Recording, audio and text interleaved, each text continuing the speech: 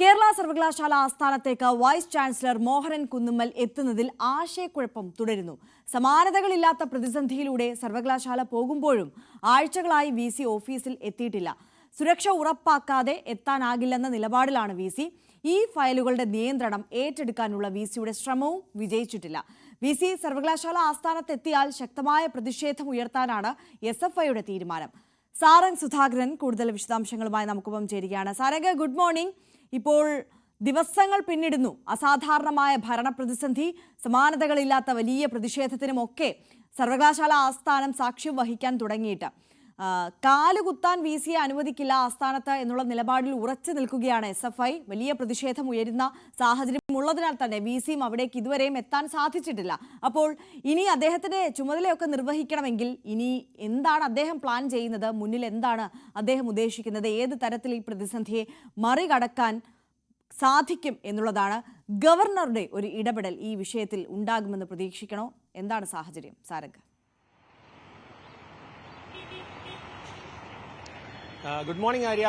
ഇത്തരത്തിൽ ഇന്നും കേരള സർവകലാശാല ഒരു സംഘർഷത്തിലേക്ക് പോകുമെന്ന കാര്യം നമുക്ക് മുൻകൂട്ടി കാണാൻ കഴിയുന്നു. കാരണം ഇന്ന് വി.സി ഇങ്ങോട്ടേക്ക് എത്തുകയാണെന്നുണ്ടെങ്കിൽ അദ്ദേഹത്തിനെ തടയുമെന്നും അദ്ദേഹത്തിന് സർവകലാശാല ആസ്ഥാനത്തിൽ കാലുകുത്താൻ അനുവദിക്കില്ല എന്നും SFI അടക്കമുള്ള യുവജന സംഘടനകളും മറ്റും മുന്നേ കൂട്ടി ഇത്തരത്തിൽ ഭീഷണി മുഴക്കിയിരുന്നു. കാരണം ഇത്തരത്തിലുള്ള ഭരണപ്രതിസന്ധിയും ഒപ്പം തന്നെ ഈ ഒരു ഭാരതാംബ വിഷയം തൊട്ട് തുടങ്ങി മറ്റ് വി.സി രജിസ്ട്രാർ നിയമനം, രജിസ്ട്രാറെ ചുമതലയിൽ നിന്ന് മാറ്റുക, അങ്ങനെ തുടർച്ചയായി കേരള സർവകലാശാലയിൽ പ്രശ്നങ്ങളുടെ ഒരു പരമ്പര തന്നെ നടന്നുകൊണ്ടിരിക്കുകയാണ്. അതിനിടയിലാണ് വി.സി ഇത്തരത്തിൽ ഇന്ന് ഇങ്ങോട്ടേക്ക് വരാനുള്ള ഒരു സാധ്യത നമുക്ക് മുൻകൂട്ടി കാണുന്നത്. പക്ഷേ ആ വി.സിയെ ഇത്തരത്തിൽ യൂണിവേഴ്സിറ്റി ആസ്ഥാനത്തിലേക്ക് കയറാൻ സമ്മതിക്കില്ല, അദ്ദേഹത്തെ തടയും എന്നൊരു നിലപാടിൽ ഉറച്ചു നിൽക്കുകയാണ് SFI അടക്കം. അത്തരത്തിലൊരു സുരക്ഷാ ഭീഷണി ഉള്ളതുകൊണ്ട് തന്നെ അദ്ദേഹത്തിന് ഇങ്ങോട്ട് വരാതിരിക്കാനുള്ള ഒരു കാരണമായി അദ്ദേഹം ചൂണ്ടിക്കാണിക്കുന്നതും ഇത്തരത്തിലൊരു സുരക്ഷാ ഭീഷണിയാണ്.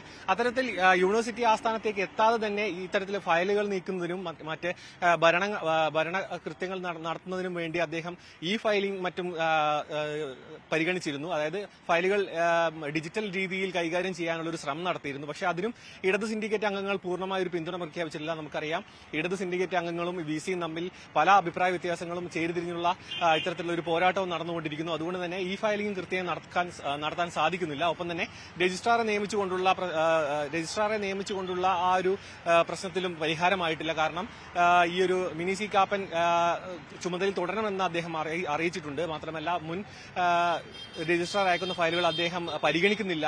അത്തരത്തിൽ വളരെയധികം പ്രതിസന്ധിയിലൂടെയാണ് കാര്യങ്ങൾ കടന്നുപോകുന്നത്. നിലവിൽ അദ്ദേഹം ഈ ഒരു പ്രതിസന്ധി മറികടക്കാൻ വേണ്ടി മുന്നോട്ട് വയ്ക്കുന്ന ഒരു കാര്യം എന്ന് പറയുന്നത് ഡിജിറ്റൽ ഫയലിംഗ് ആണ്. അതിന് നിലവിൽ കെൽട്രോണുമായി ചേർന്നാണ് ഇത്തരത്തിലൊരു ഫയലിംഗിന്റെ സാങ്കേതിക വശവും കാര്യങ്ങളെല്ലാം നിയന്ത്രിക്കുന്നത്. പക്ഷേ നമുക്കറിയാം, കെൽട്രോൺ വഴി ഇത്തരത്തിലൊരു സാങ്കേതിക വശങ്ങൾക്ക് പൂർണ്ണമായി പിന്തുണ ലഭിക്കാനുള്ള സാധ്യത കുറവാണ്. അതുകൊണ്ട് തന്നെ സാങ്കേതിക സർവകലാശാലയുടെ സഹായത്തോടു കൂടി ഇത്തരത്തിലൊരു ഫയലിംഗും മറ്റും മുന്നോട്ട് കൊണ്ടുപോകാനുള്ള ശ്രമം അദ്ദേഹം നടത്തുന്നുണ്ട് എന്നാണ് നമുക്ക് ലഭിക്കുന്ന വിവരം. മാത്രമല്ല, അദ്ദേഹം ഇവിടേക്ക് എത്തുകയാണെങ്കിൽ കൂടുതൽ സംഘർഷ സാധ്യതയുണ്ട്.